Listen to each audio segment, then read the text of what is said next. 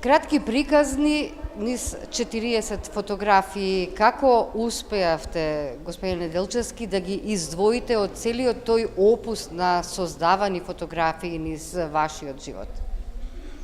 Ми се чини ова е вистинското прашање, тоа ми беше најголем проблем, дури многу поголем отколку да ги направам и да ги снимам овие фотографии.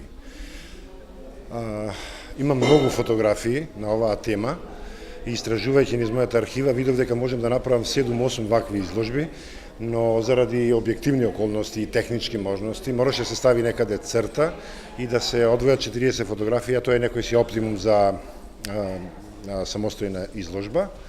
Се надевам дека фотографиите што ги одбрав доволно ја осликуваат мојата намера, што сакав да ја постигнам, и тоа е еден убав пресек на овој концепт на изложба, а тоа е секоја фотографија да зборува сама за себе, да биде една приказна за мене, но во исто време секој гледач да се направи и своја приказна. Тоа се фотографии за животот, таков каков што е на моменти убав, на моменти грд, на моменти тежок, на моменти лесен.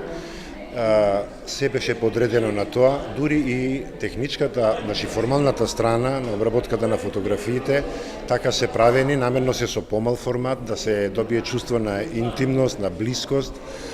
Правени се како да се аналогни фотографии, значи не се преработени, нема преостри фотографии, дури има многу технички неисправности, но и животот не е совршен. Колку реалниот живот реално се отсликува на фотографијата, господин Неделчевски? Во денешно време животот не може да се замисли без фотографија. Но нашето секојдневие, можем да кажам, бомбардирано од преработени вештачки виртуелни фотографии, ни создава чувство дека всушност живееме во еден свет, а всушност ние живееме во сосема друг свет. Значи тука сакам да ги ставам сите фотографии што се објавуваат по рекламите, во модните магазини, на некои телевизии и така натаму, и кај луѓето се создава лажно чувство дека тоа е животот. А всушност животот е најчесто монотон, фрагментиран, на моменти досаден, тежок и така натаму.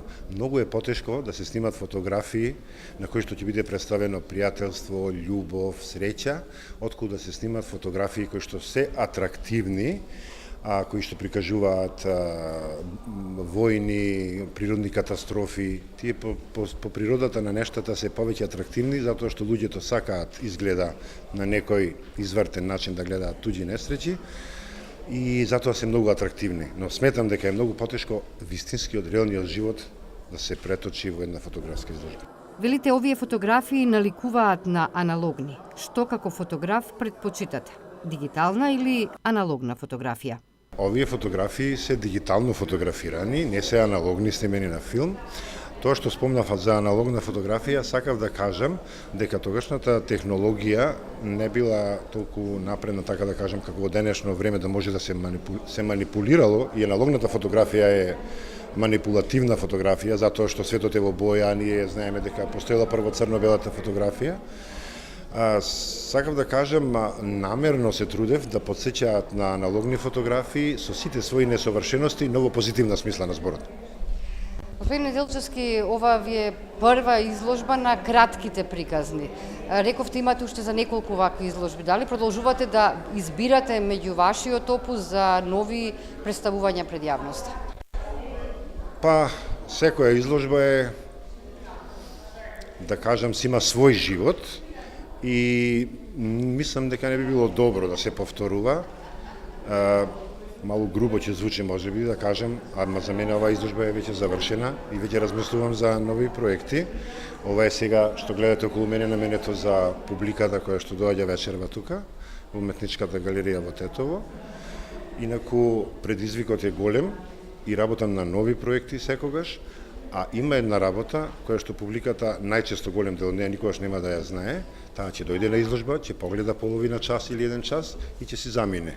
Ќе го види само врвот од сантата, а тоа што е под врвот од сантата скриено во длабочините на океанот, тоа е тој пат што јас како автор со моите колеги и пријатели, тука морам да ја спомнам Мери Каталинич, која ми беше огромна поддршка за оваа изложба и која го напиша текстот за каталогот. Тоа што го поминавме ние останува само наше и само наше.